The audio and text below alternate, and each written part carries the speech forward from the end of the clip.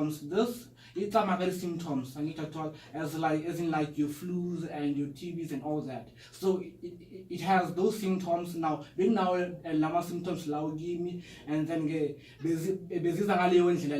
and I had this headaches, I had this feverness, coldness, like my emotions was I got the roller coasters so I couldn't understand what so the symptoms do not each and every single day. So I couldn't understand what up until I consulted my mother, and my mother told me would know this is a gift that you have to take. These are the symptoms, and if you don't want to take this gift, and then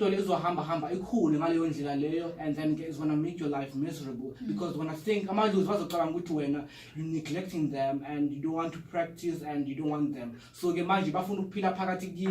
then that's why they made my life change and all that. Did you think you were forced into it? Because I mean, you speak about how your life just changed and things became miserable. My question is, why is it that if you have this calling, things need to go wrong? Yeah, I understand. So do you think you were forced? In that time I thought that I was forced. So now this is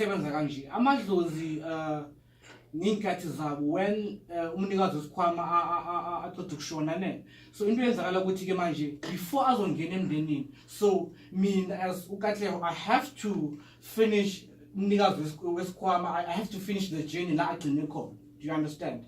So now isebenza ngokuthi ke manje kumele ngiqedelele indlela yakhe la agcine khona so that ukuthi ngikwazi ukumphilisa ngoba makafika ngale kubo gogo nabomkhulu emndenini so into yenzakala ukuthi ke manje abamvumeli ukuthi angene ngoba akaqedanga umsebenzi wakhe so ubuya aphethe yonke imithwalo yakhe ongena phakathi kimi and then ngaleyo ndlela leyo ke manje sekafuna ukuthi ke